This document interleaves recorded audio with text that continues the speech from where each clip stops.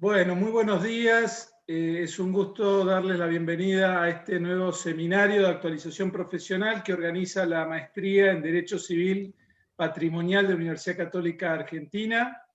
Bueno, este es el cuarto que hacemos este año. Hicimos sobre la ley de alquileres, sobre el derecho civil en tiempos de pandemia, sobre las obligaciones en moneda extranjera, y fuimos dándonos cuenta por los chats de estos últimos tres que el tema conjuntos inmobiliarios estaba muy presente en las inquietudes de los que estaban participando, así que planificamos este último encuentro del año. Gracias muy especialmente a Marcelo Urbaneja y a Ignacio de Garay por su disponibilidad, por su generosidad en abrir este espacio un sábado tan lindo de noviembre para compartir con nosotros este encuentro. Les agradezco también a todos ustedes que se han abierto un espacio para estar aquí. Vamos entonces ahora a escuchar a los profesores. Marcelo Urbaneja es profesor de Derechos Reales y de Sociedades de la Universidad Católica Argentina, profesor de nuestra maestría y miembro de número de la Academia Nacional del Notariado. Ignacio de Garay es profesor también de Derechos Reales de la Universidad Católica Argentina, magíster egresado de esta maestría, Derecho Civil, donde también se va a incorporar prontamente para dar clases, y es también, bueno, abogado por la Universidad Católica Argentina.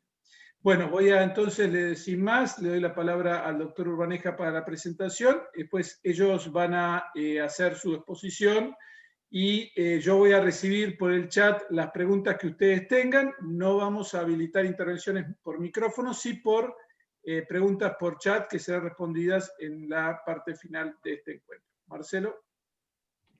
Bueno, gracias, buenos días. Ahí en los nombres que vi al pasar veo amigos, alumnos de grado, exalumnos, alumnos de la carrera de notariado que dirijo en la UCA. Bueno, me alegro que haya sido convocante el tema. Ha presentado los rasgos generales Nicolás, así que lo que voy a hacer es contarles cómo hemos decidido distribuirnos con Ignacio la exposición de los distintos segmentos en los que vamos a dividir toda esta cuestión espinosa de los conjuntos inmobiliarios. Primero va a hablar él acerca de los tramos, digamos, las matrices conceptuales más básicas de este derecho real, haciendo hincapié en su autonomía, con toda la cuestión que ello implica, el debate al respecto, algunos de los temas más espinosos que lo conforman como tal, y va a culminar también hablando de la adecuación, que es seguramente de los asuntos vinculados a el que más suele convocar o concitar la atención, por lo menos en foros, chats y publicaciones. Y con eso me va a dar el pie a mí para la bisagra de la segunda parte, en la cual voy a abordar concretamente dos temáticas particulares de esa adecuación. Una, las famosísimas resoluciones de la Inspección General de Justicia, alusivas a este tema. Y finalmente, otro tema prácticamente inexplorado desde las publicaciones en sí mismas, que es cómo se realiza desde el punto de vista notarial y catastral, y además el impacto más importante, que es el registral. Y con eso vamos a dar por terminada nuestra exposición, y después con Ignacio responderemos con gusto las inquietudes que ustedes tengan, que como anticipó Nicolás las va a ir leyendo él desde el chat. Bueno, sin más preámbulos y para no aburrirlos demasiado, le damos paso al colega Ignacio de Garay, que va a comenzar entonces. Bueno, muchas gracias, Marcelo. Buen día a todos. También muchas caras conocidas. Un gusto poder estar acá. Ante todo, agradecerle a la universidad la posibilidad de estar aquí con ustedes, al doctor Laferrer que ha hecho extensiva la invitación. Si les parece bien, se me ocurrió, de que esto funcione, compartir una pantalla con unas pequeñas filminas que nos pueden servir de guía para ir siguiendo un poco los temas sobre los que vamos a hablar en esta primera parte de la exposición. Entiendo que lo están viendo porque yo lo estoy viendo, así que bien.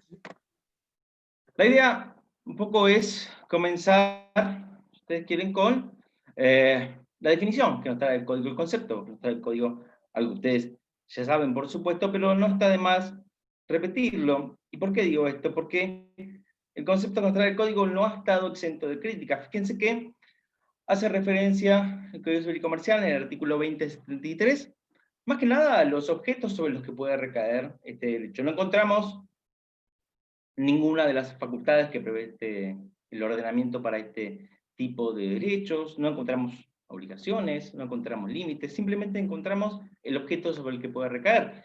Algunos nominados, clubes de campo, barrios cerrados, privados, parques industriales, y una enumeración que desde ya no es taxativa, en tanto termina sosteniendo que todo emprendimiento urbanístico, cualquiera sea el fin que se le dé, está incluido dentro de la idea del conjunto inmobiliario. Tomamos este concepto como un punto de partida de lo que queremos ver.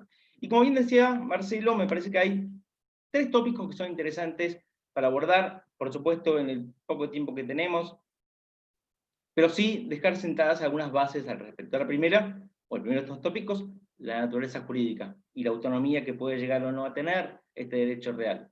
Hacer referencia muy someramente al contenido de este derecho real y algunas cuestiones muy particulares que están consignadas dentro del ordenamiento, y por último, la frutilla del postre, lo que seguramente más problemas ha traído, sigue trayendo y va a seguir trayendo, que es la adecuación de los conjuntos preexistentes a la sanción del Código Civil y Comercial, y todo lo que eso conlleva. Bueno, por supuesto, sobre esto se expedirá mucho más Marcelo en su exposición.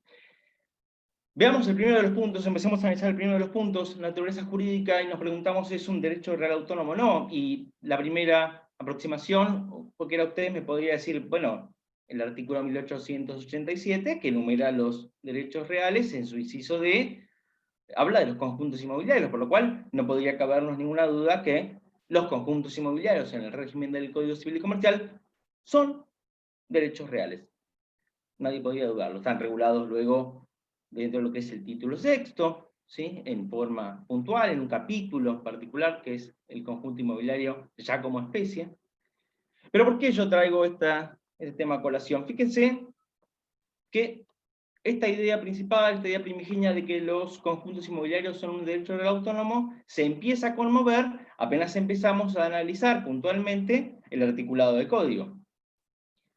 A guisa de ejemplo, fíjense ustedes lo que son las características propias que marca el Código Civil y Comercial de lo que son los conjuntos inmobiliarios. Bueno, habla de la obligación de cerramiento, discutida, por cierto, si es indispensable o no, la existencia de partes comunes y privativas, un estado de indivisión entre esas partes comunes y privativas, un reglamento, límites, la obligación de contribuir a las cargas, a las expensas, si ustedes quieren ponerlo así, una entidad con personería, marco la idea de personería porque en realidad tampoco estaría bien hablar de personería, pero se entiende que lo que nosotros comprendemos como consorcio, o entendemos vulgarmente como consorcio, sería también una característica, y la inescindibilidad, la inseparabilidad de partes comunes y privativas.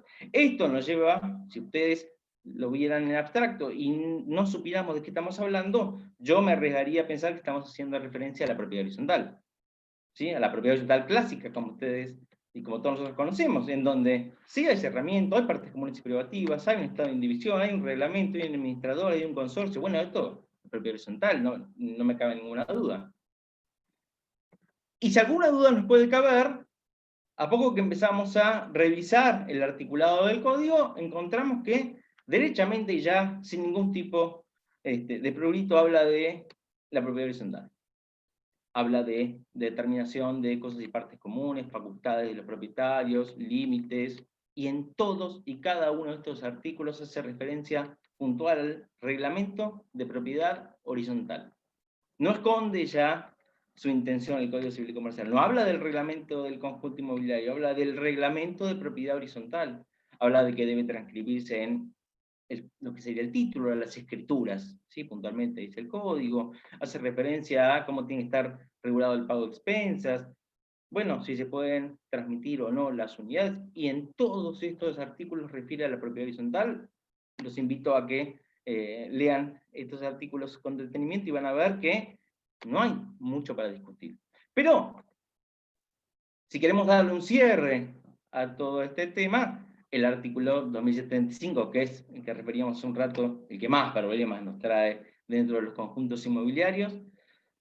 Dice textualmente, y por eso lo traigo en esta filmina, que todos los conjuntos inmobiliarios, estamos hablando de conjuntos inmobiliarios puntualmente creados a partir de la sanción del Código Civil, deben someterse a la normativa del derecho real de propiedad horizontal. Bueno, ya creo que ninguna duda puede caber. Se establecía el título quinto, que es el que se encarga de regular la propiedad horizontal, con las modificaciones que trae este título. ¿Sí?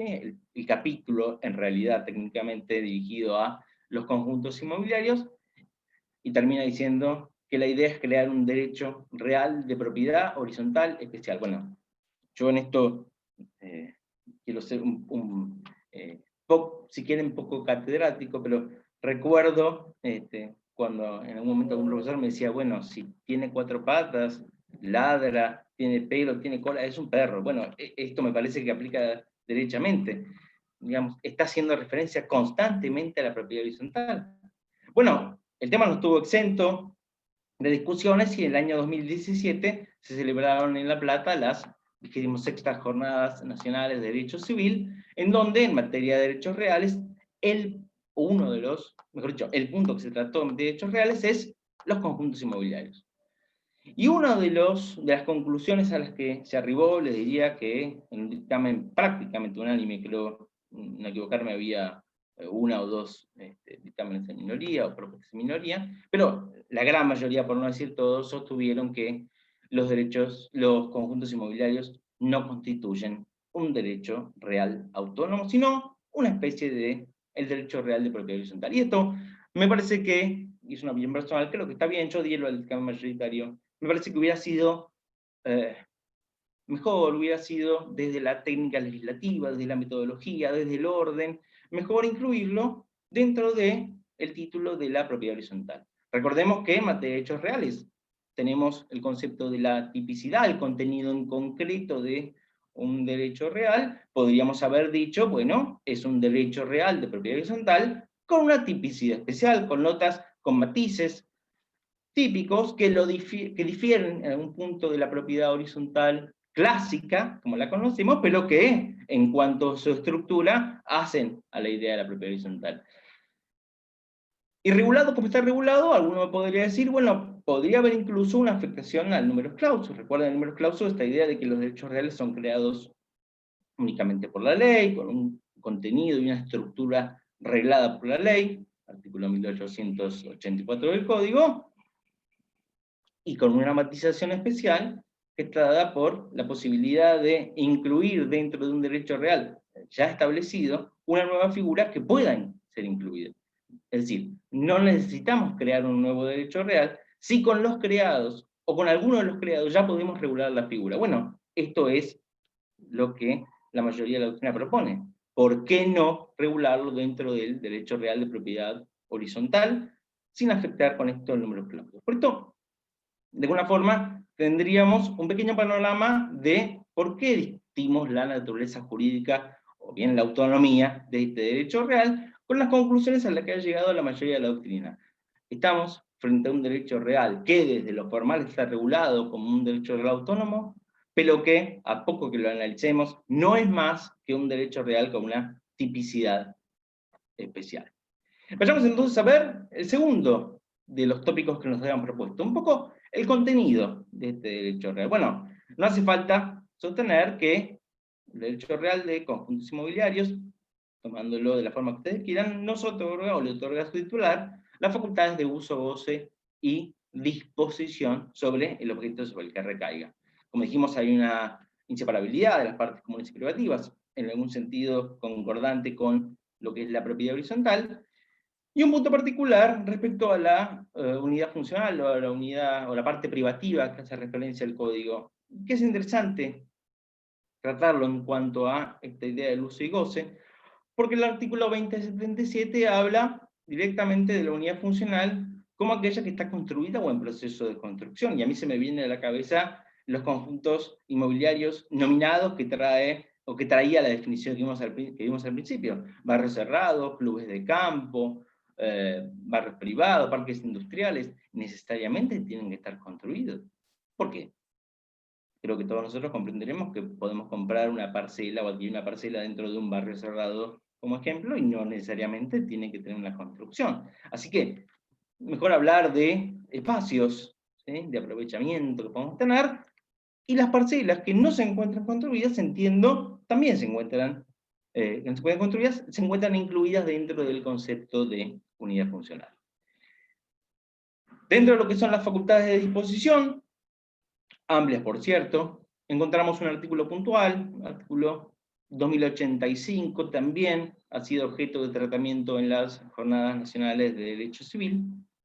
En tanto, este artículo 2085 establece que no se pueden limitar, ¿sí?, las transmisiones, las enajenaciones, no se puede limitar esta facultad de disposición. Obviamente, en este sentido juegan las cláusulas de inenajenabilidad o de no enajenar, reguladas en lo que es la parte de los límites al dominio y aplicable a todos los derechos reales, podrán darse sin ningún tipo de inconveniente, pero lo importante de todo esto es que el artículo 2085 permite lo que llama el derecho de preferencia, ¿sí? ¿Qué quiere decir un derecho de preferencia? Bueno, simplemente que frente a la facultad de disposición, que no puede ser limitada, por cierto, sí se puede establecer reglamentariamente la posibilidad de preferir en la enajenación o bien al conjunto inmobiliario o bien a alguno de los titulares de este conjunto inmobiliario, de una parcela dentro de un conjunto inmobiliario. Frente a una igualdad de ofertas, podemos pactar la preferencia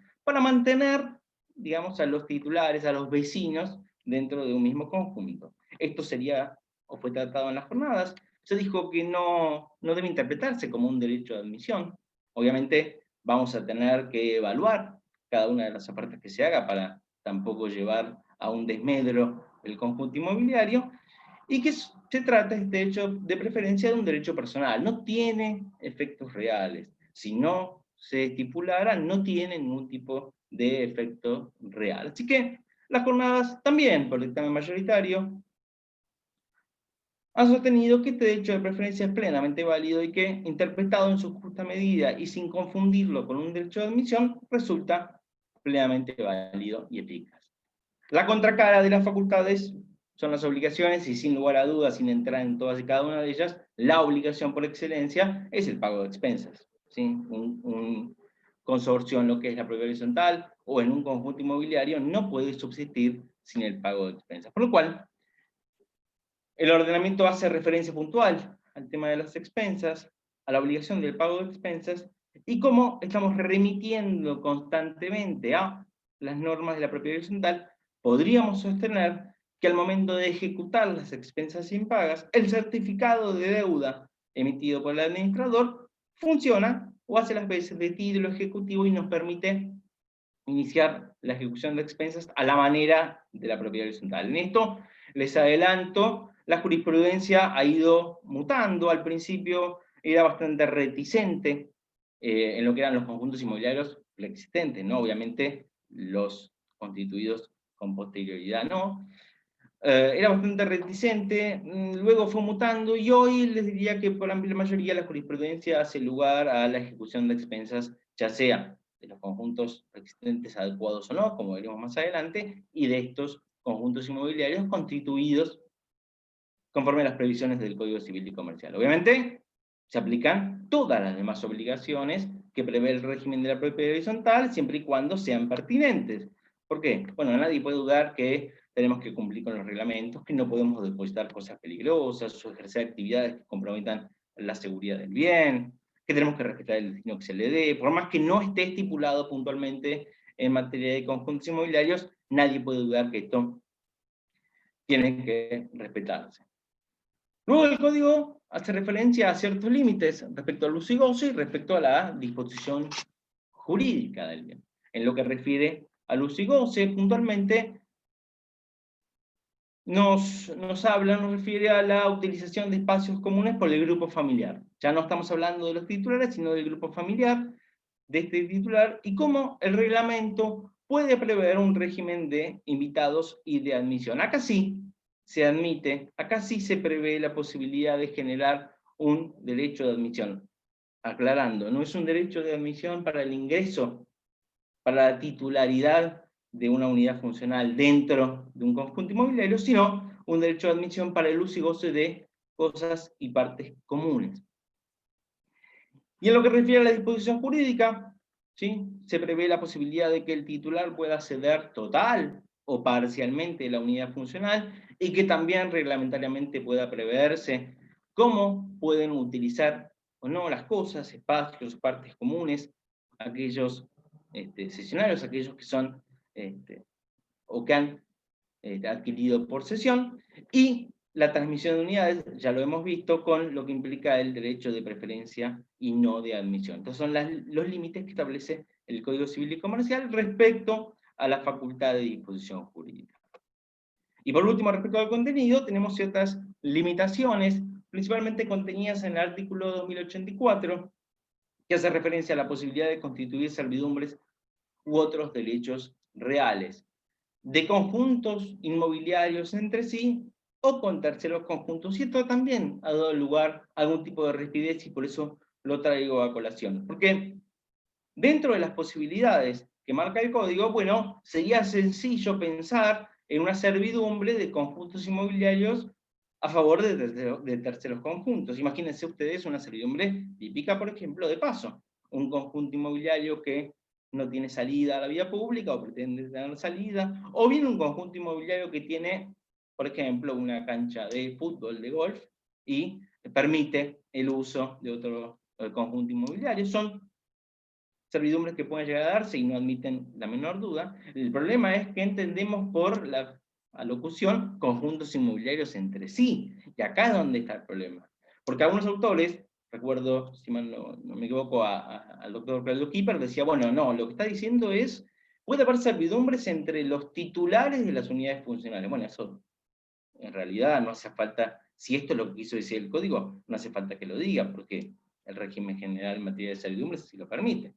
Creemos entonces que lo que se quiso decir es servidumbres entre el conjunto inmobiliario, como fondo dominante, y algunas unidades funcionales como fondo sirviente. ¿Sí? Imagínense que tenga que hacerse una servidumbre para pasar algún ducto, o mismo la seguridad, ¿sí?, si fueran unidades funcionales que, por ejemplo, estuvieran situadas en límites perimetrales para permitir el paso de la seguridad del barrio cerrado, como ejemplo, o del country como ejemplo, o del parque industrial como ejemplo, para cotejar que el límite perimetral no se viole. Creemos que esta es, o particularmente yo creo que esta es la interpretación, la recta interpretación que tiene que dársele a este punto.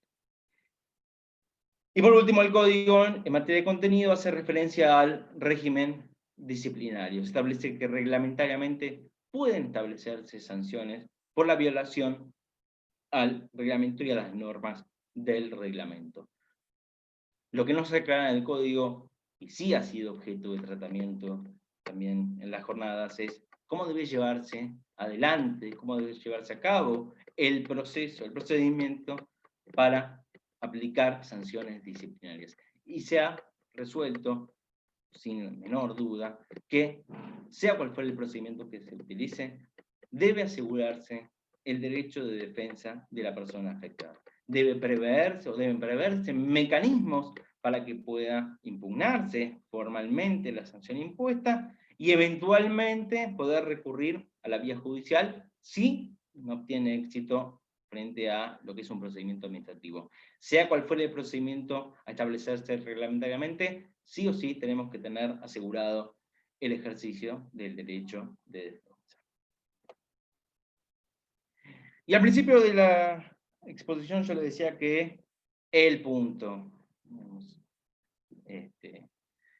la frutilla del postre, creo que les dije, de esta regulación que hace el Código Civil y Comercial, está dada en la parte final del artículo 2075, que tanto dolor de cabeza nos ha traído y nos va a seguir trayendo por cómo se avisora el panorama. Y se lo cito textualmente, dice, los conjuntos inmobiliarios preexistentes, ahora hacemos referencia a los conjuntos inmobiliarios creados antes de la sanción del Código Civil y Comercial. Dice, donde, o que se hubieran creado como derechos personales, o donde coexistan derechos personales y reales, deben adecuarse a las previsiones normativas que regula este derecho real, Perfecto. La pregunta del millón es, ¿qué nos quiso decir el código con el vocablo adecuar? ¿Qué entendemos por adecuar? Porque esto nos va a marcar el camino que querramos seguir en todo lo que tiene que ver con conjuntos inmobiliarios. Brevemente, y ustedes también lo saben, antes de la sanción del Código Civil y Comercial, los conjuntos inmobiliarios eran regulados principalmente a través de regulaciones locales y se utilizaban figuras a través de hechos personales, figuras asociativas, teníamos algunos casos de confluencia entre derechos reales y personales, algunos otros casos en donde confluían derechos reales, puntualmente dominio y condominio generalmente era la figura utilizada, y muchas otras tantas situaciones en donde la figura elegida era la propiedad horizontal, que era de alguna u otra forma la que mejor regulaba o preveía las situaciones de conjuntos inmobiliarios. Pero teníamos una amplia gama, tenemos todavía a la fecha, porque siguen existiendo, una amplia gama de figuras dando vueltas respecto a conjuntos inmobiliarios. Teníamos también, si queríamos tomar como base, el proyecto de unificación del año 1998, que permitía la opción, permitía, si es que hubiera estado vigente, permitía la opción entre derechos personales o propiedad horizontal, y el anteproyecto de este Código Civil y Comercial, que no preveía, de la misma forma en que lo establece el artículo 2075, fue modificado este artículo, porque el anteproyecto decía, bueno, podemos optar por utilizar una figura de derecho personal, o utilizar una figura de derecho real de propiedad horizontal especial, ¿sí? Le daba la tipicidad a la propiedad horizontal, o donde coexistieran derechos reales y derechos personales. En este sentido, una amplia gama de posibilidades tenía el desarrollador, el constructor, para ver cómo quería afectar su conjunto inmobiliario. De esto que acabamos de decir nos surgen básicamente tres interrogantes. El primero es, y no parece estar resuelto, ¿qué ocurre con los conjuntos inmobiliarios preexistentes, pero que fueran establecidos como derechos reales? Recuerden, artículo 2075, esto que estamos haciendo referencia, decía que deben adecuarse los conjuntos inmobiliarios que fueran establecidos como derechos personales o como derechos personales en conjunción con derechos reales. ¿Y si hubiera sido creado como un derecho real o como conjunción de derechos reales? El código no lo regula. Bueno, acá dos grandes posibilidades, y no hay mucho para discutir. O no adecuamos los conjuntos inmobiliarios creados como derechos reales preexistentes, creados como derechos reales, o adecuamos todos, incluso los que fueron creados como propiedad horizontal. Esta fue la conclusión mayoritaria de las Jornadas Nacionales de Derecho Civil.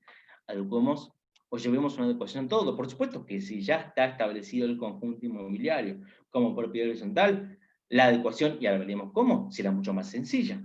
¿Por qué? No tendremos mucho que modificar, adaptar, ajustar a una figura en particular. Será un poco más complicado si esa adecuación tiene que llevarse a cabo, por ejemplo, bajo una figura asociativa. Veremos también cómo. Pero lo cierto es que, si nos queda alguna duda, todos los conjuntos inmobiliarios, conforme la doctrina mayoritaria, deben adecuarse al sistema previsto en el Código Civil y Comercial. El segundo gran interrogante, y que ha desvelado a la doctrina, ¿es constitucional esta norma? Y esto ha dado lugar a múltiples opiniones, y en base a esas opiniones, las posturas que ha adoptado la doctrina de acuerdo a la obligación o no de adecuar. Algunos autores han dicho, esto es manifiestamente inconstitucional, por cuanto se está aplicando retroactivamente la norma, se está haciendo una interpretación errónea de lo que es el artículo 7 del Código Civil y Comercial, y se están afectando garantías constitucionales, principalmente la propiedad. Como yo, que tengo un conjunto inmobiliario creado bajo una figura asociativa, por ejemplo, y que así ingresé, tengo ahora que verme obligado a mutar en un derecho real, si yo no tenía esa intención. Esto es inconstitucional, primera postura. Algunos autores, otros, dijeron, no, es constitucional. Lo cierto es que, bueno, las leyes van cambiando, van mutando, y lo que se está pidiendo es acomodar la situación preexistente a los nuevos estándares que prevé el Código Civil y Comercial. Acá veremos qué entendemos por adecuación, pero no la vemos inconstitucional. Y la tercera teoría sostuvo que en realidad la conversión como vamos a ver ahora, no es en principio inconstitucional, o no es necesariamente inconstitucional. Vamos a tener que ver cómo llevamos adelante esta obligación de adecuar que prevé el Código Civil y Comercial para ver si podemos decretar o no, o pedir, mejor dicho, nosotros no decretamos, si se puede decretar o no la inconstitucionalidad de la norma. El tercer interrogante que viene de la mano de todo lo que venimos hablando es ¿qué es adecuar? ¿Por qué? Esta es la pregunta que desvela la doctrina de acuerdo a lo que dice el 2075. Y acá tenemos dos grandes ideas. Aquellos que piensan que adecuar es convertir, que sostienen que adecuar es convertir, que es transformar una situación jurídica preexistente en otra. Y aquellos que sostienen que adecuar no implica convertir, sino ajustar. Vamos a ver cada una de estas situaciones. Para los que sostienen que adecuar importa convertir, ¿sí? Encontramos algunos autores que dicen, bueno, esta conversión es manifiestamente inconstitucional, volvemos a lo que decíamos anteriormente. Se está avanzando sobre cuestiones sobre las que no se puede avanzar, y además, esto es una primera postura que se esbozó al principio, recién entrando en vigencia el Código Civil y Comercial, no existe plazo o sanción prevista en el 2075 para adecuar. En esto, yo particularmente no estoy tan de acuerdo, creo que plazo o sanción podría llegar a haber, tenemos que remitirnos al régimen general de las obligaciones, pero bueno, lo planteamos. La doctora Marina Mariani Vidal es quien sostuvo, o quien enarboló esta primera idea. Algunos otros autores sostuvieron que la conversión retroactiva es válida y se tiene que hacer de pleno derecho. Por cuanto el artículo 7, si bien establece el principio de la irretroactividad, también, en honor a la verdad, sostiene que si una ley dispone lo contrario, puede darse una aplicación retroactiva. Bueno, la autora Kebelmacher de Carlucci dice, bueno, esta es la ley. Esta es la ley especial que prevé la posibilidad de la conversión retroactiva de pleno derecho. El doctor Kipper, por ejemplo, sostiene que hay una obligación de convertir. Dice, señores, acá no hay mucha discusión, el código marca que hay que convertir, se convierte, aunque empieza a analizar cada una de las posibilidades dentro de lo que es el contenido del derecho real para ver cómo debe convertirse y reconocer que esto es, por lo menos, sumamente dificultoso. Y una cuarta teoría que da pie a una mutación en el pensamiento que distingue entre lo que es una adecuación de tipo estructural y una adecuación de tipo operativo. ¿Qué quiere decir esto? Una adecuación estructural implica convertir, implica mutar, implica transformar la figura. Mientras que una adecuación operativa importa ajustar esa figura preexistente a las disposiciones actuales. Entonces, la doctora Porta de Chacón dice, bueno, si distinguimos estos dos planos, la adecuación estructural, ¿sí?, puede ser, es obligatoria, mejor dicho, y puede ser dada voluntariamente o se puede requerir judicialmente, mientras que la adecuación operativa rige de pleno derecho en tanto, así lo establece el Código Civil y Comercial. En las antípodas, pero también tomando como base la idea expuesta por Alicia Porta de Chacón, tenemos quienes sostienen que adecuar no es convertir, que hay que distinguir estos dos planos de adecuación operativa y de adecuación estructural, que la adecuación operativa funciona de pleno derecho, pero que la adecuación estructural solamente puede darse si voluntariamente las partes así lo quieren, si los titulares así lo quisiesen. En tanto, el artículo 1896 prevé la imposibilidad, en principio, judicial de crear derechos reales sin perjuicio de las disposiciones legales en contrario, que así lo establezcan. Así que, en este sentido, el doctor Jorge Alterini dice, bueno, yo voy a distinguir los dos planos, creo que hay que distinguir los dos planos, y la adecuación operativa funciona de pleno derecho. Esta es quizás la postura que mayoritariamente viene adoptándose en este último tiempo en los autores que han hecho referencia a la adecuación. Y me gusta traer las conclusiones de las jornadas porque creo que es la base en la que o sobre la que vamos a tener que trabajar de aquí en adelante. Y por el dictamen mayoritario, también en las jornadas del año 2017, se sostuvo que los conjuntos inmobiliarios deben ajustarse funcionalmente, operativamente, ¿sí?, a las reglas de la propiedad horizontal especial. No importa convertir. Esto nos lleva a la idea de transformar, de convertir, simplemente de adecuar, en lo que fuere jurídicamente posible, por supuesto, a la propiedad horizontal especial, al conjunto inmobiliario. En todo lo que fuere posible, bueno, ¿en qué? Sin lugar a dudas, la BD lo que más problemas ha traído, el cobro ejecutivo de expensas, ya lo hemos dicho. ¿Se puede, no se puede, hay que adecuar, hay que convertir? Bueno, hoy por hoy la jurisprudencia es bastante contesta en sostener que aunque estructuralmente se siga manteniendo la figura utilizada previamente, quien ejerza la administración del conjunto inmobiliario puede emitir un certificado de deuda y es válido para iniciar un juicio ejecutivo.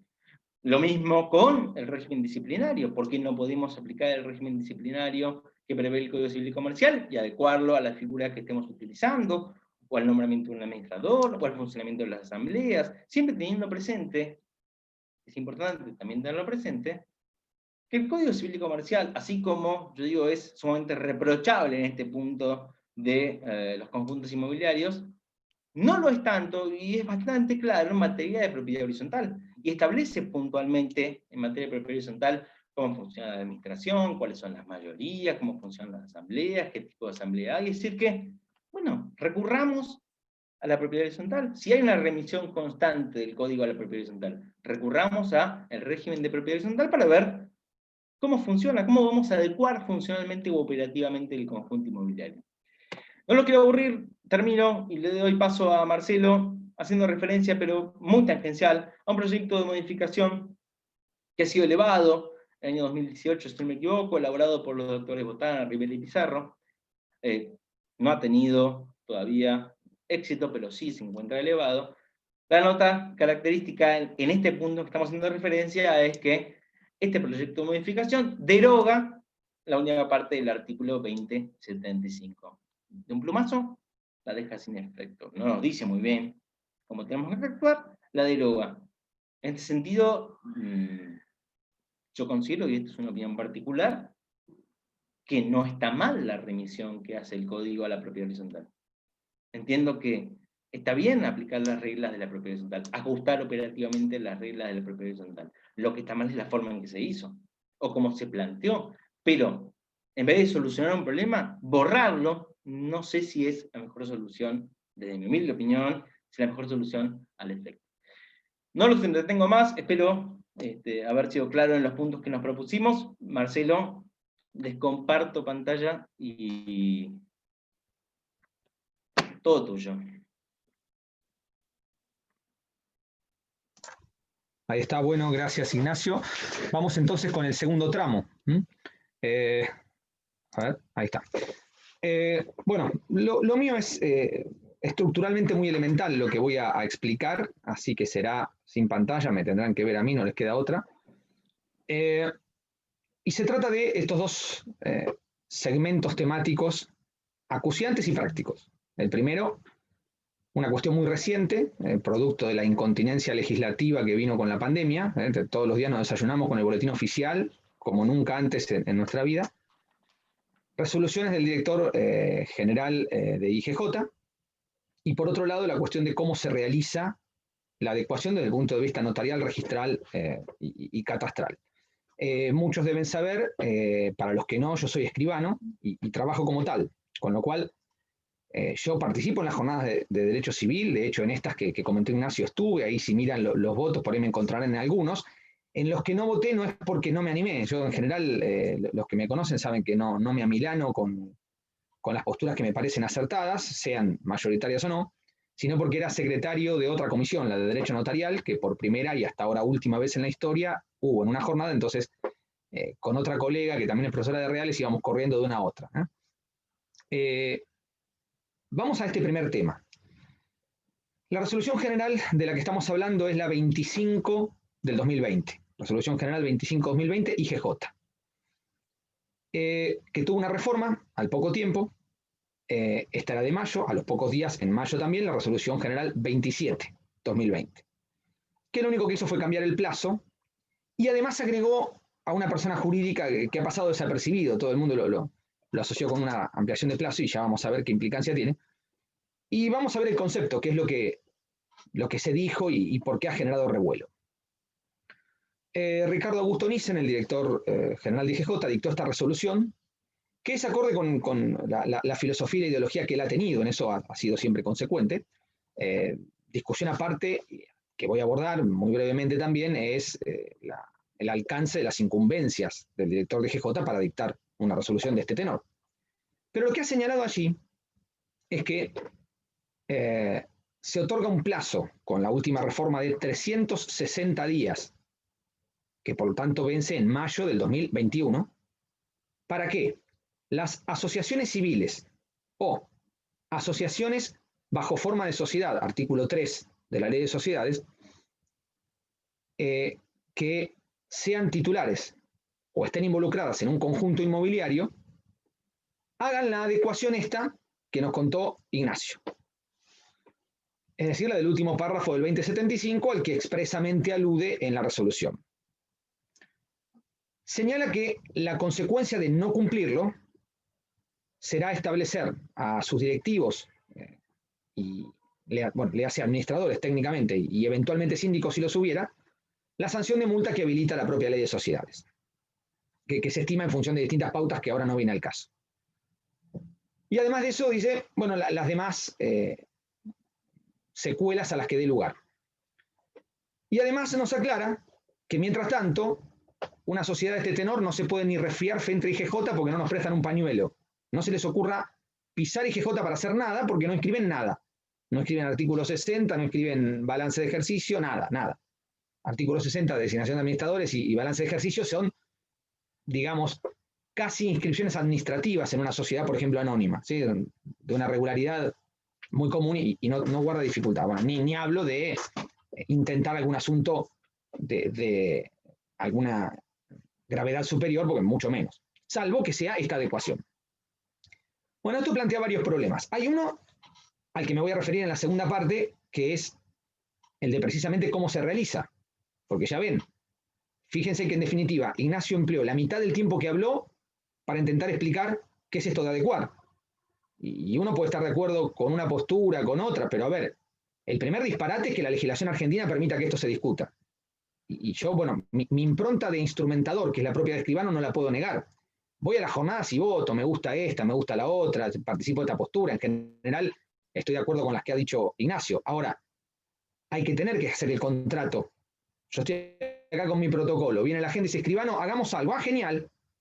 Mire, me gustó tal postura. Ah, qué bien, miren, no se preocupe, la hacemos. Total, lo peor que le puede pasar es que sea nulo, pero no hay ningún problema. Ah, no, claro, como no, gasto un montón de plata, pago impuestos de sellos, lo arreglo, total, no pasa nada. Entonces, cuidado, porque estos regodeos intelectuales que queden ahí son muy peligrosos. Entonces, dejo para esa segunda parte cómo lo hacemos. Supongamos que queremos hacerle caso a Nissen. Bueno, ¿qué hacemos? Ahora voy a hablar de eso. Pero primero me quedo en algo indispensable, que es contemplar esta cuestión de si las facultades a las que alude el director general en la resolución, invocando bueno, la normativa clásica al respecto, creación de IGJ, decreto reglamentario, colocación en el ámbito de la Inspección General de Justicia, llegan a otorgar esta incumbencia o no. Y digamos que todavía están haciendo fila los autores para publicar artículos, separatas y hasta libros diciendo por qué no tiene esas facultades. Y yo no estoy en otra sintonía, coincido. Lo que no quiere decir que desde el punto de vista normativo no hubiera que haber sido más claro. Claro, desde ya, esto lo dicen todos, no es ninguna novedad. Ahora, es una resolución general de la Inspección General de Justicia, que es un organismo con competencia en capital federal, por más que crean que tienen competencia a veces hasta el quinto anillo de Saturno, es de capital federal. ¿Tiene competencia para esto? Bueno, y no. Hablar del tema de la facultad, de la función de calificación del registrador en general, llevaría mucho más que lo que queda de esta charla. Simplemente me contento con decir que pareciera que las excede porque realiza un análisis normativo de aplicación de una norma que no le incumbe, con efectos que son ajenos al propio registro. Solamente voy a poner un ejemplo. Supongamos que se hubiera constituido un, vamos a llamarle conjunto inmobiliario de antes, ¿sí? Cuando no se llamaban así. porque a eso se alude desde ya, que no se hubiera registrado. Y hablo de no se hubiera registrado la persona jurídica. Podemos charlar mucho sobre lo que no es, pero dónde está, lo que sí es, está muy claro. Hoy, sección cuarta del capítulo 1 de la Ley de Sociedades, de hecho, con objeto comercial, etc. Y sobre eso podemos decir un montón de su naturaleza jurídica, pero algo tenemos claro, es una persona jurídica. Tanto antes como ahora, una persona jurídica que debiera registrarse, pero que no se registraba, es una persona jurídica. Porque a Dios gracias, en materia de personas jurídicas, con alguna excepción, que no son estas, la falta de inscripción no indica que no exista, porque la inscripción no es constitutiva, es declarativa, como pasa en el ámbito patrimonial en general. Justamente la prueba vital de que la inscripción es declarativa, o sea que no requiere registrarse para existir, es que nos dice la sección cuarta que eventualmente, ante la falta de una formalidad, en donde ahí la doctrina incorpora inscripción, artículo 21, se va a regir por ese régimen, con lo cual está admitiendo que no inscripta es una persona y tiene ese régimen. Bien. Así que parece que esta sanción resulta un poco desmedida por ese lado. Por el otro, porque, bueno, lo más importante que desarrolla toda la doctrina y que Ignacio lo sintetizó también, es que la propia normativa no establece una sanción, con lo cual no sabemos qué consecuencia tiene, pero pareciera que el que lo decide no es el Inspector General de Justicia. Y hay otras, digamos, incoherencias, si se quieren, o inconsistencias, que vienen de la mano de no advertir algo. Esta resolución tiene nombre y apellido, es provincia de Buenos Aires. ¿Por qué digo esto? Porque se preocupa mucho por la falta de adecuación de las asociaciones bajo forma de sociedad o de las asociaciones civiles a secas, como si no pudiera ocurrir que un conjunto inmobiliario de los viejos, los previos, tuviera la persona jurídica que se conforma dentro del entramado de relaciones jurídicas, como si no pudiera ser que tuviera una sociedad, por ejemplo. Claro, provincia de Buenos Aires no, pero eso es una normativa local. Entonces, si de repente estuviera inscrito, que no tengo la menor idea si está, pero podría ocurrir, un conjunto inmobiliario de otra provincia que admitiera en su momento con el régimen previo que en lugar de ser asociación civil fuera sociedad, a ese no le pedimos adecuarse. Ridículo. ¿Por qué ese no? Bueno, otra vez, está pensando en nombre y apellido en 2 o 3 conjuntos inmobiliarios. Otra particularidad que tiene esta resolución. No contempla la posibilidad, que habiéndose dictado con el nuevo código tendría que pensarse, de que se pudiera tratar eventualmente de una persona jurídica que no tuviera los requisitos de tipicidad propios. O sea, ¿qué pasa si esa persona jurídica se hubiera registrado cualquiera de estas dos? Asociación bajo forma de sociedad o sociedad o asociación civil a secas. Y le faltara algún requisito esencial, tipificante o no, no importa. Para algunos esa diferencia no corre para las personas jurídicas no societarias. Bueno, es discutible por lo menos. ¿Qué pasa si ocurriera? Está claro que la ley le da un régimen distinto. Según los casos, son las simples asociaciones, porque le falte alguna cuestión de forma o inscripción. O si fuera la asociación bajo forma de sociedad, hay quienes dicen que incorporándose por el artículo 3 a la ley de sociedades también aplicaría la sección cuarta del capítulo primero. Bueno, y a esas suponemos que están incorporadas dentro de este principio, ¿no? ¿Qué es lo que está pasando? Lo que muchos sugeríamos que iba a ocurrir, o si quieren, preveíamos, que las sociedades están solicitando el cambio de domicilio, las asociaciones civiles y asociaciones de la sección cuarta. Cambio de domicilio que en Capital Federal es cambio de jurisdicción, porque el domicilio es toda la ciudad autónoma de Buenos Aires. Entonces, ¿qué están haciendo? Y están yendo a provincia de Buenos Aires. Claro, en estricta justicia ahí debieron tener la sede social, por lo tanto el domicilio también. ¿Por qué? Y porque si ahí está, vamos a hacer una muy generosa interpolación, si ahí está el lugar de la explotación de su objeto, para que la sede social esté en otro lado tendría que ser la administración. Y pareciera que no está la administración ahí, sino que es una oficina cualquiera, que ¿por qué lo pusieron ahí? Y porque en una época, cada vez la diferencia se va cortando, pero en una época era mucho más sencillo inscribir una persona jurídica en la Inspección General de Justicia en Capital que escribirla en personas jurídicas en provincia de Buenos Aires. Entonces decían, vamos, más fácil allá. Entonces tenían los estudios contables de abogados y lo escribían allá. Ahora, dejo esta incógnita y sabemos, sí, que desde entonces hasta acá ya se ha declarado que fue un exceso esa función calificadora del registrador societario en diversos fallos de la Cámara Comercial a la que se llega por vía de recurso y seguramente seguirá el mismo sendero. No es una sorpresa para nadie. Voy a hablar ahora de la otra parte, quizá la más rica en contenido, porque me atrevo para cerrar esta última en decir que con el tiempo o esta resolución general la derogan o la declaran inconstitucional tantas veces que no la van a querer aplicar, o terminan prorrogándola, porque se dictó por 180 días y en menos de una semana aparecieron 360. Así que es bastante probable que esto siga sin edie. Vamos a suponer, y ahora va la última parte, creo que es la menos tratada por los autores y la más importante, porque una vez que por cualquier sendero llego a, bueno, vamos a hacerlo, bueno, genial, ¿cómo lo hacemos? Y en eso estoy. Supongamos que porque le tengo miedo a IGJ, o porque quiero, o porque no está en IGJ, sino que está en personas jurídicas de provincia de Buenos Aires, o en cualquier otro lugar, digo, bueno, vamos a adecuarnos de una bendita vez. Bueno, adelante. Primer tema. Casi todas las preocupaciones doctrinarias están enfocadas a los conjuntos inmobiliarios que antes eran clubes de campo o barrios cerrados. Punto 1. Recordemos que el concepto, que ahí lo había puesto Ignacio en la diapositiva, 2073 abarca unos cuantos.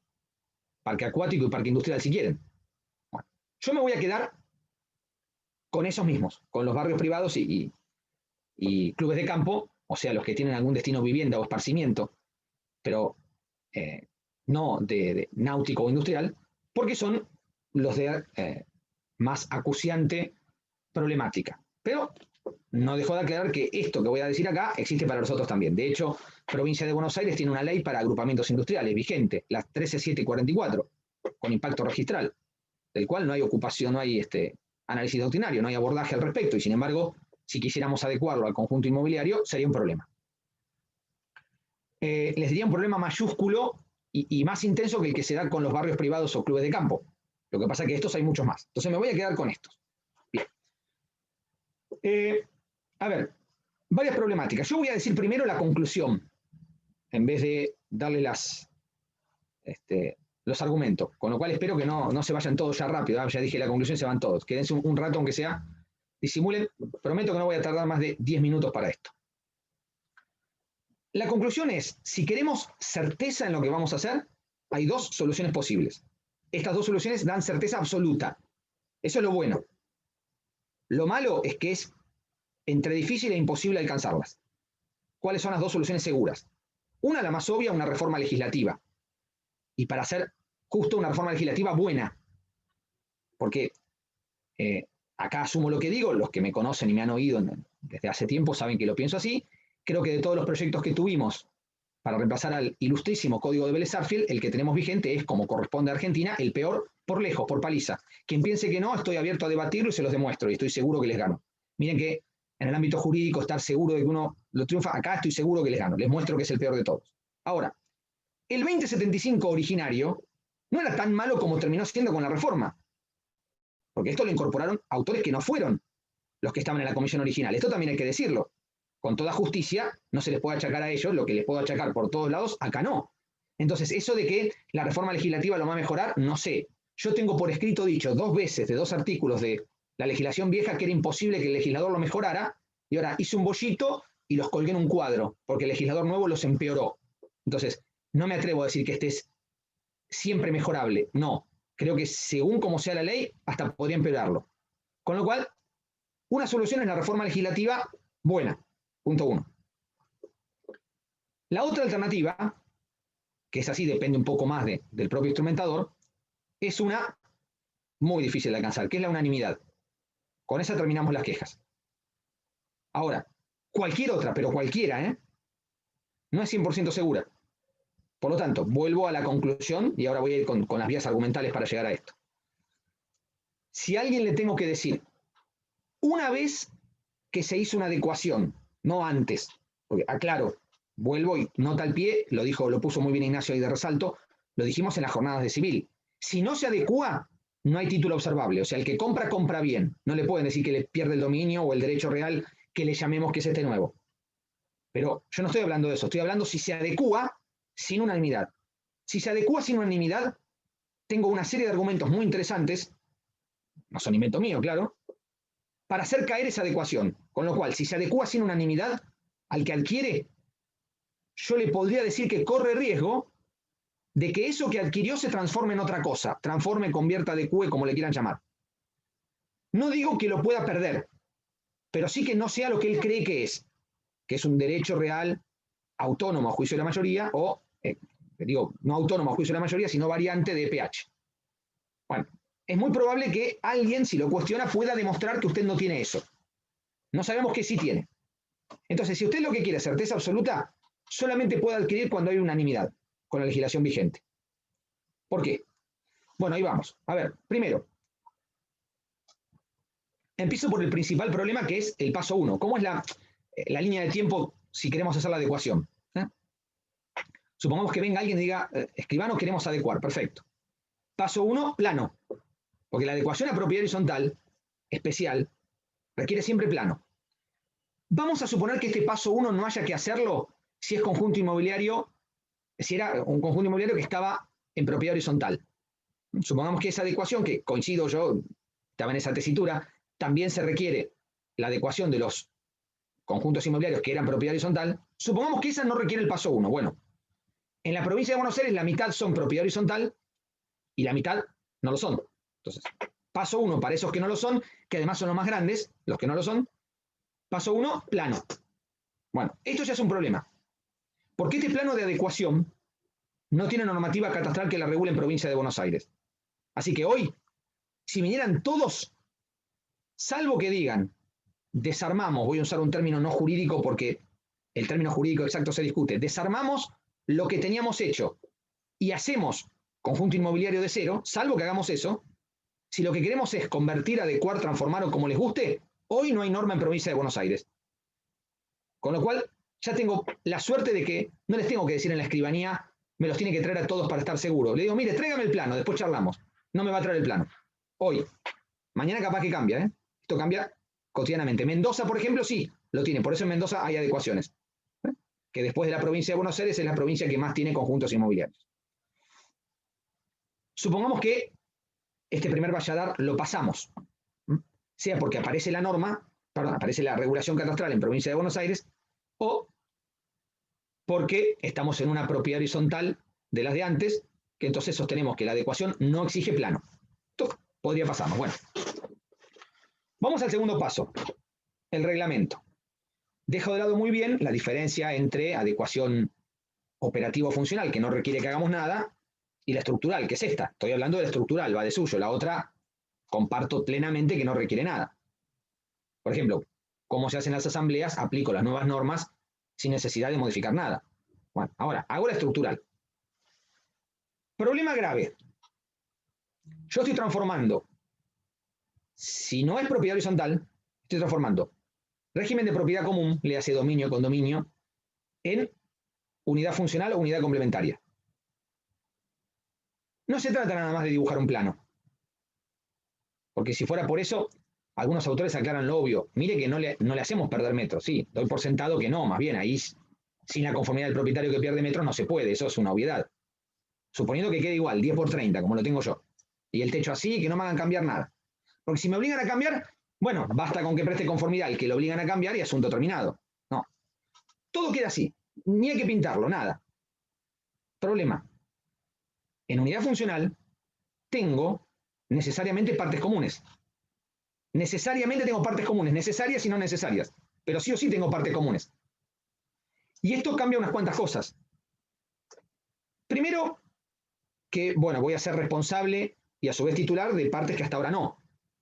Porque cuando era el régimen que no era PH, yo tenía otro derecho real. Sobre las calles, por ejemplo, tenía condominio, que no es lo mismo, está claro. Condominio, condominio del código, no esto que es un pseudo condominio de las partes comunes en PH, no me voy a extender en eso, que no es lo mismo, ya saben.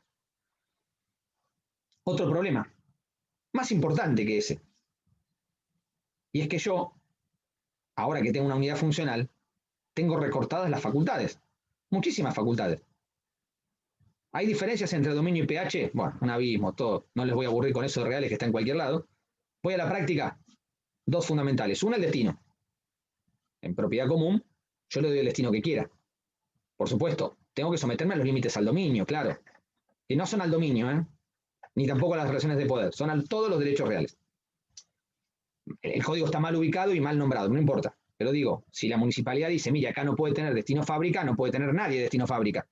Ni yo en pH, ni el vecino en propiedad común. Pero digo, si no hubiera un límite específico por la zona donde estoy, yo a mi inmueble, en propiedad común, le doy el destino que quiera. Claro, y voy más allá, me dirán, no, pero si estaba en un conjunto inmobiliario, en un club de campo, usted tiene un reglamento. Bueno, dejando de lado que ese reglamento no integraba el derecho real, dejo de lado porque voy a suponer que igual no lo quiero violar. Ojo, porque lo que sí me permite es hacer modificaciones físicas como quiera adentro. En unidad funcional de pH no. No me cuenten que igual las hacen, ya sé. Lo que se hace ya lo sé. Yo les digo lo que se debe. Un señor que es titular de 2 unidades funcionales vecinas, en pH está lleno de lugares en donde perfora la pared. No le pide permiso a nadie. Se hace, sí, ya sé que se hace. Se puede, se puede, lo hace. No se debe. ¿Por qué? Porque esa parte es común. ¿Me parece bien? No, me parece horrible. Es otra de los errores que tiene el código en pH. El proyecto 98 no tenía ese error. Bueno, innovaron, ahí está la consecuencia. Me parece ridículo, pero está. En cambio, yo soy dueño de 2 lotes vecinos, lote, o sea, propiedad común, y agujereo como quiero. Le hago un colador si quiero a la pared, le hago un arco de fútbol, me da igual, sin pedirle permiso a nadie. Entonces, no es lo mismo pasarme de acá a propiedad horizontal. Con lo cual, un argumento para hablar de que hace falta unanimidad, afecta mi derecho de propiedad.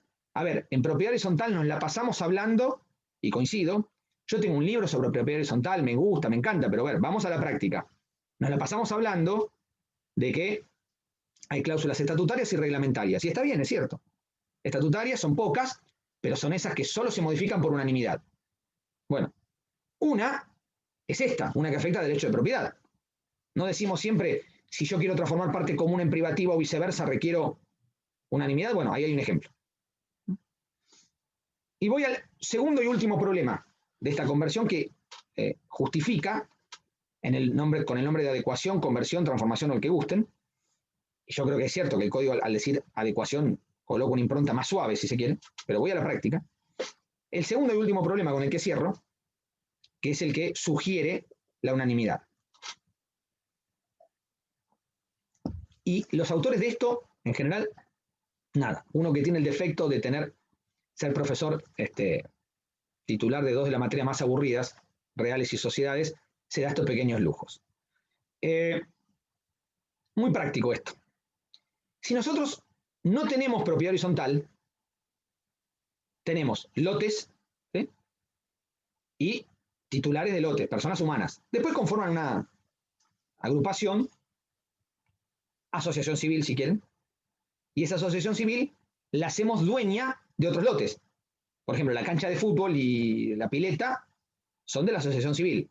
Y después, por un juego cruzado de servidumbres, que tampoco en el derecho real adecuado, pero no importa, vamos a lo que hay, permiten que sus miembros jueguen en la cancha de fútbol y le dan derecho para que vivan en ese lugar, y a su vez los que viven en este lugar pueden jugar acá, para que no se le ocurra a la asociación civil decir, vendemos la cancha de fútbol. No, espere, yo estoy acá adentro porque está la cancha de fútbol que es mía. Entonces, este juego entramado de derechos reales crea la asociación civil, que es dueña de esos sectores. Ahora, pregunto, cuando yo hago la adecuación, obviamente todo pasa a ser o unidad funcional, o complementaria, o parte común. Bien. Supongamos, la lógica me indica esto, yo no sé si dan los planos, cuando a mí me preguntan si lo va a aprobar el agrimensor o no, miren, yo bastante problema tengo con aprender las normas que me incumben a mí, que soy escribano, no se me ocurría meterme en lo que tiene que saber el agrimensor, así que si me viene el plano aprobado es porque se puede, y si el plano no viene aprobado es porque no se puede. No le gusta, recurso administrativo, vaya y vuelva después. Se supone que cuando venga el plano va a decir, perfecto, lo que era cancha de fútbol, pileta, club de golf, lo que sea, ahora va a ser parte común. Y lo que era mi lote va a ser unidad funcional. Y a lo mejor la baulerita del costado va a ser unidad complementaria. Vamos a graficarnos qué pasa esto. Pregunto. La asociación civil era la dueña de la pileta. Dueña, dominio. Ahora, ¿qué es parte común? ¿Eso de quién es? Porque nos dicen del consorcio. No, es un error conceptual descomunal. El consorcio no es titular de las partes comunes. Los titulares de las partes comunes son los titulares de las unidades funcionales, los propietarios. El consorcio es una persona jurídica que como tal tiene todos los atributos, todo lo que ya sabemos. ¿Tiene patrimonio? Obvio. ¿Son las partes comunes? No. Las partes comunes son de Juan, María, Pedro, José. No de la persona jurídica consorcio. La persona jurídica consorcio tiene patrimonio, sí, crédito por expensas, puede tener una unidad porque la compra, sí, claro, de unas cuantas, puede tener un auto, pero las partes comunes no. No decimos que sobre las partes comunes hay un derecho que se parece al condominio, bla, bla, bla. Bueno, si es condominio es porque hay más de uno. No, consorcio. Entonces, esta adecuación requiere que la asociación civil con su patrimonio haga algo. Por ejemplo, liquide. Y ahora, para liquidar, tenía que disolverse. Pero decimos que no se disuelve, porque sigue siendo otra persona jurídica, que es el consorcio. Un problema. Les puedo dar a esto desde el punto de vista societario varias respuestas, pero son varias, entonces tenemos que elegir otra vez. Y cierro con esto. Supongamos que alguien, a consecuencia de estos dos grandes problemas dentro de la órbita de la adecuación, diga, pero unanimidad no, vayamos por la mayoría. Cosa con la que la mayoría de la doctrina no está de acuerdo, por esto que digo que es estructural, o sea, estatutario. El artículo del Código Civil y Comercial, en PH, que habla de las mayorías, es el artículo en su inspiración más feliz de todo propiedad horizontal, el 2060, y en su redacción el más pobre de toda la parte de derechos reales. Paupérrimo, un artículo con 3 párrafos y 6 dudas. O sea, un promedio de 2 dudas por párrafo. Increíble. Errores conceptuales que no lo podía cometer nadie. Solamente les digo que si leemos ese artículo, no acá, en PH, para cada respuesta, para cada problema, podemos tener hasta 6 soluciones posibles en el cómputo, según cómo entienda el quórum y las mayorías. Con lo cual, vuelvo a la conclusión. ¿Qué se requiere para estar seguro? ¿Ley o unanimidad? De mi parte, nada más. Gracias.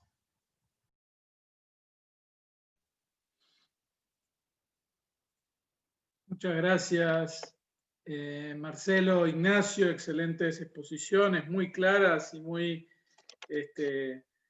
bueno, también dejan muy estimulantes a continuar estudiando estos temas. Bueno, yo no sé si ustedes, porque el chat está habilitado para todos los anfitriones. Acá tengo una pregunta. Juan Manuel me pregunta si cuando se refiere a una unanimidad se refiere a todos los condóminos. Entiendo que es para vos, Marcelo. Sí, efectivamente. Y cuando digo que es casi impracticable es porque la mayoría de los barrios privados o clubes de campo en la provincia de Buenos Aires, que es el mayor problema, tienen 100, 200 unidades. Nota al pie, hay un parche, sí, claro. Y es ir recabando un poder de parte de cada uno, entonces van firmando de a poco y un buen día el que junta todo lo hace. Claro, es un mecanismo para no tener que convocarlos a todos, desde ya. Bueno, pero esto también es difícil, más bien, obvio. Muy bien. Gracias. Bueno, no sé si ustedes han recibido alguna pregunta por el chat personal de ustedes, porque puede ser que haya ido, ¿no? Bueno. Aquí tengo otra pregunta. ¿Qué nos aconsejan a los barrios privados? ¿Adecuarnos o dejar como estamos? Bueno, esta es la pregunta. Bueno, yo les cuento, yo después les diré a Ignacio. Yo les diría, o adecúen por unanimidad, que será que no, o déjenlo así. Porque así tienen, en serio, esto ya sin ironías, la ventaja de que el título no es observable, está de acuerdo la doctrina unánime, no he visto a nadie que diga lo contrario, ni siquiera fuera de las jornadas. Entonces, esto es una ventaja, por lo menos el que quiera vender sabe que va a poder venderlo sin que el que compra diga, puedo perderlo. No, perderlo no, después verá qué tendrá que hacer.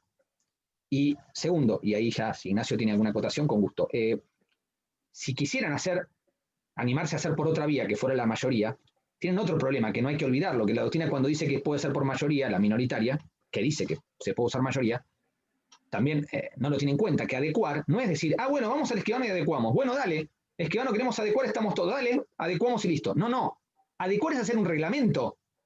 Entonces hay que estar de acuerdo en todo eso. O sea que aunque, bueno, no somos 100, estamos de acuerdo 70. Perdón, ¿en qué están de acuerdo? En que queremos adecuar. Qué bien, dígame, ¿el administrador va a durar en el cargo 3 ejercicios o 2 años? Espere que pregunto. En el chat tiene 452 respuestas. para una pavada que es duración del administrador, pavada al lado de lo que hay que resolver. Entonces, vuelvo a lo mismo, aunque quisieran mayoría, tienen que ponerse de acuerdo en el mismo texto. Adecuar no es como tienen la fantasía algunos autores de reales, que es decir, nos adecuamos y ya está. No, tiene que resolver un montón de asuntos. Simplemente miren el 2056 del código, que enumera contenido del reglamento de pH, que como bien dijo Ignacio, se remite ahí. Todo eso hay que decirlo. Y casi todo eso lo tenemos que elegir. De la A a la Z, tengo lo que quiero. Sí, perdón, yo no puedo más que compartir con Marcelo, me sacó hasta el ejemplo.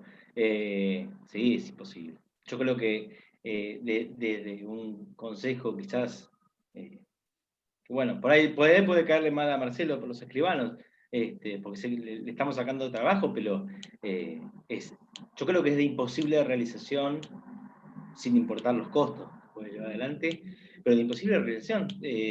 Comparto con Marcelo, leer la nómina, no les quiero mentir, pero son una gran cantidad de incisos del 2056 que trae el contenido del reglamento. Es imposible. Es imposible.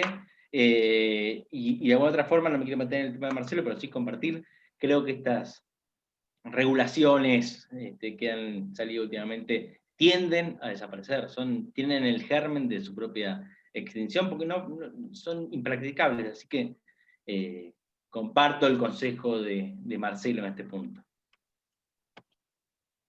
Gracias, Ignacio. Bueno, aquí Martina nos pregunta, para el doctor de Garay, respecto a los límites referidos al uso u goce de los conjuntos inmobiliarios, usted dijo que puede preverse un derecho de admisión. Este derecho de admisión, en realidad era de preferencia, ¿no debería tener un límite para no excederse en las facultades? Y hay otra pregunta inmediatamente después, en el mismo chat, que el mismo tema, cuando el artículo 2085 dice derecho de preferencia, ¿hace alusión a la posibilidad de prever un pacto de preferencia del 1165? Bien, esas dos preguntas.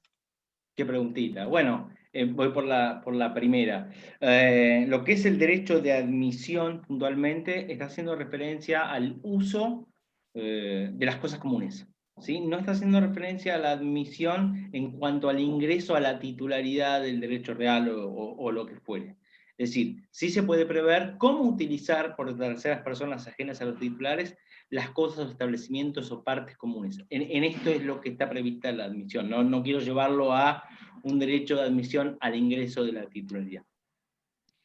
Respecto a lo que es el derecho de preferencia, particularmente yo no creo que sea equiparable a ese derecho de preferencia al que hace referencia. Quien preguntó, desconozco quién hizo la pregunta, entiendo que, creo que lo dijimos, no tiene ningún tipo de efecto real, sino más bien personal, y en algún sentido, lo que sí hay que tener presente al momento de regularlo es que ese derecho de preferencia no conlleve alguna norma violatoria a nivel de discriminación, ¿no? Es decir, se puede pactar, se puede estipular, pero, ojo, que no viole, que no pase un límite en donde esa preferencia se transforme de alguna forma en la admisión discriminatoria. Así que no, yo particularmente no le veo, no sé Marcelo, yo no le veo puntualmente que sea aplicable la eficacia del 1165, 66, etc. Bueno, ahí tengo opinión formada coincidente con Ignacio, porque Ignacio refirió muy bien las conclusiones de las jornadas de civil del 17, y ahí se había discutido, y soy juez y parte porque la conclusión que terminó siendo mayoritaria obedecía a la ponencia que yo había presentado con el doctor Juan José Guardiola sobre ese punto. Y discrepamos ahí con la tesis de Claudio Kipper, que era la que terminó siendo minoritaria. La discusión concreta era si en la preferencia que emana del 2085 hace referencia al pacto de preferencia de la compraventa 1165, que a raíz de lo que dice el artículo siguiente y el 1169 tiene efecto revocatorio en caso de incumplimiento, básicamente. O sea que si el que va a vender no recaba la preferencia y vende, el omitido puede hacerle revocar el dominio al que adquiere. Ese es el camino seguro del pacto de preferencia. Nos preguntamos si es ese o si es el que está con el nombre de pacto de preferencia en la parte general de contratos, 997 y 998, el que claramente no tiene efecto repersecutorio y que en caso de incumplimiento solo da lugar a la acción de daños. Y nos inclinamos claramente porque es ese otro y no el pacto del derecho de preferencia que tiene la compraventa, por motivos que, bueno, exceden lo que podemos hablar acá. Gracias, Marcelo. Bueno, tengo, junto dos preguntas. Para los propietarios de clubes de campo, ¿es más o menos beneficioso el régimen de propiedad horizontal que el que tenían con anterioridad? Pregunta. Quien quiera.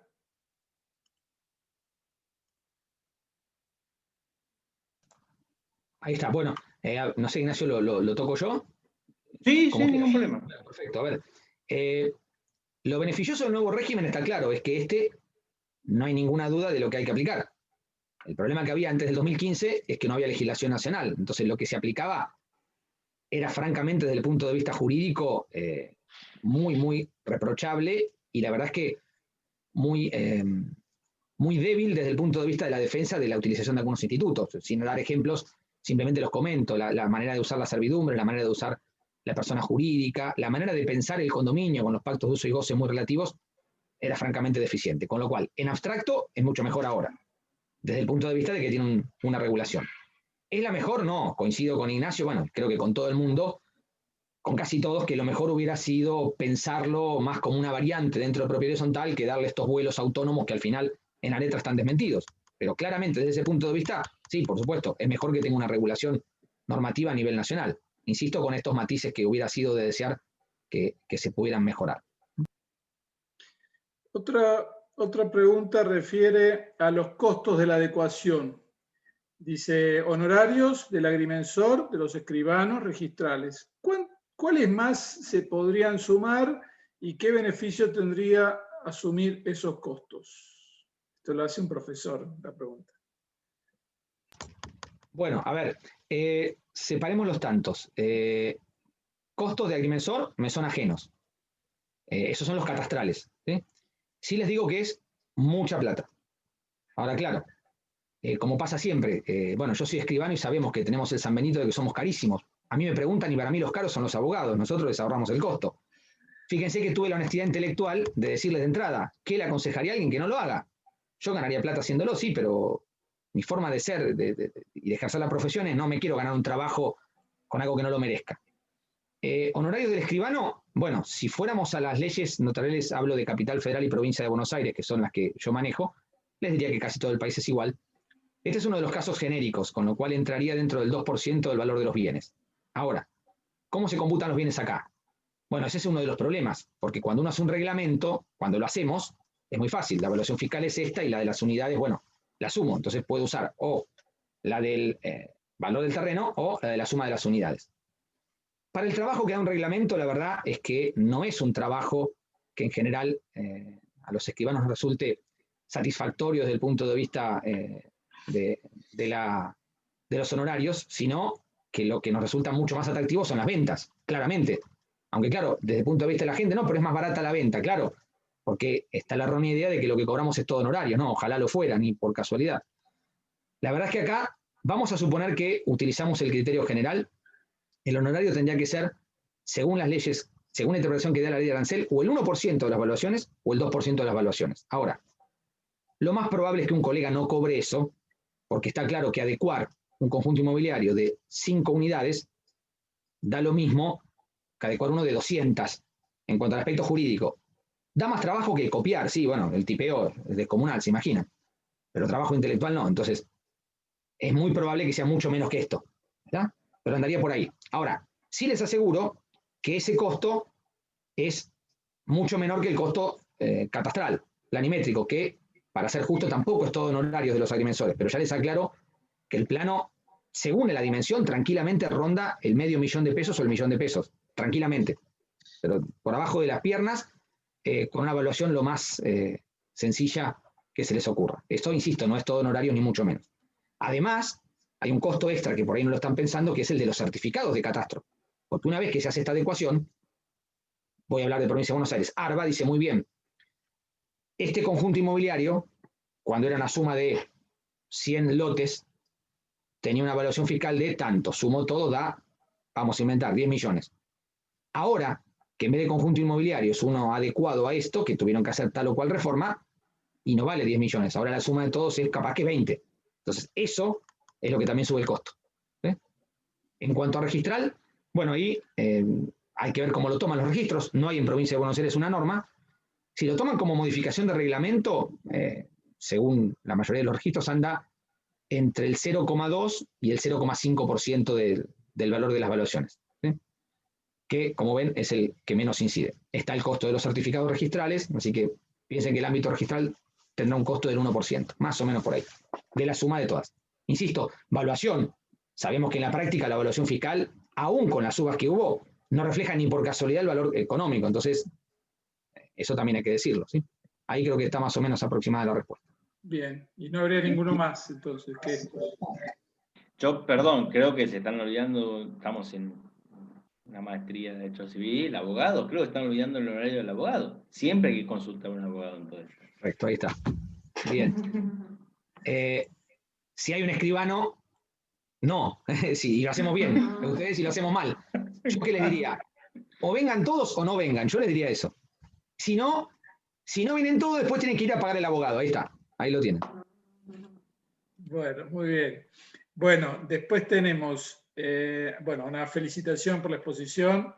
Hubo bancos que negaron créditos hipotecarios para comprar casas en countries porque no estaban adecuados a las nuevas normas de Código Civil para los conjuntos inmobiliarios. Un comentario, dice. Sí, los conozco casos concretos. Bueno, porque no se vinieron a esta conclusión que fue unánime en la jornada de civil. Para ser justo, yo no estoy de acuerdo con eso, pero vuelvo a lo mismo. Regodearnos en el ámbito intelectual de una jornada, eso no es el derecho. Gracias a Dios, derecho no es tribunales. Eso es el 1%, por suerte. Está fuera. La gente lo que quiere es, mire, buena la conclusión suya, pero ¿sabe qué pasa? Yo lo que quiero es tener una hipoteca y que nadie me diga que no. Entonces yo no sé si yo fuera un banco, por los que en general no tengo simpatía en el ámbito notarial, siempre nos peleamos con los bancos, pero si yo fuera un banco y voy a dar la plata, y no sé si la doy, porque yo también creo que no es observable y todo lo que quieran, pero una cosa es votarlo, o hacer la escritura, o ser el abogado que lleva el juicio. Otra cosa es tener que prestar la plata y correr el riesgo que a alguno se le ocurra otra cosa. Entonces, para ser justo, creo que la solución es normativa. Gracias, Marcelo. Bueno, ahí estamos en cierre de lista de oradores. Son 11:28, quedan 2 minutos para más o menos ser prudentes con un sábado a la mañana. Y llega la última pregunta. Hay barrios privados en donde a los propietarios al momento de comprar le otorgan una cesión de derechos.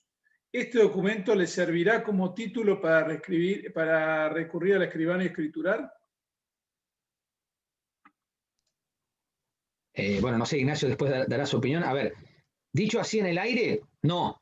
La cesión de derechos da un universo de objetos, así que habría que ver exactamente a qué se refiere, pero lo que corresponde es transmisión del derecho real, con lo cual, si lo que se aludió fue algo así como le cedo los derechos a que usted convierta, adecúe, transforme o como le quiera llamar, no.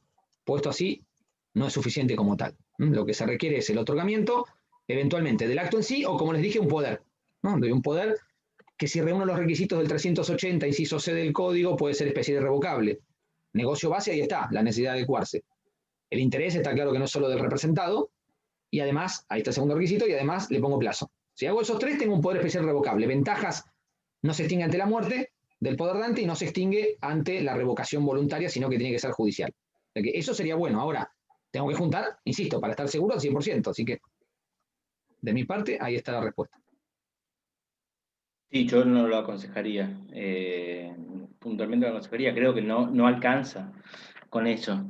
Pero, bueno, yo quiero también ser honesto en esto. La pregunta fue dirigida a si alcanza para ir un escribano. Yo, desde el punto de vista legal, no se lo aconsejaría. Si el escribano también dice lo mismo, me parece que la respuesta cae de maduro.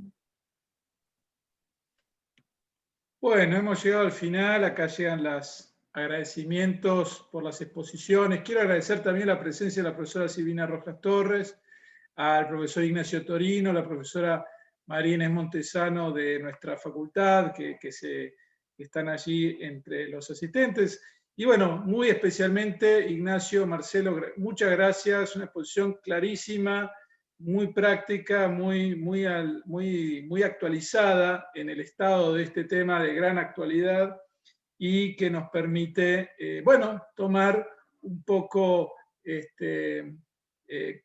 estar al día de uno de los temas de derecho civil patrimonial que hoy nos tiene desvelando, ¿no? Así que bueno, gracias por su tiempo. Vamos a estar grabando y subiendo después al canal de la facultad esta grabación y si Dios quiere el año que viene continuaremos con estos seminarios de actualización profesional en el marco de la maestría en Derecho Civil Patrimonial. Muchas gracias, muy buenos días para todos. Gracias. Buen día.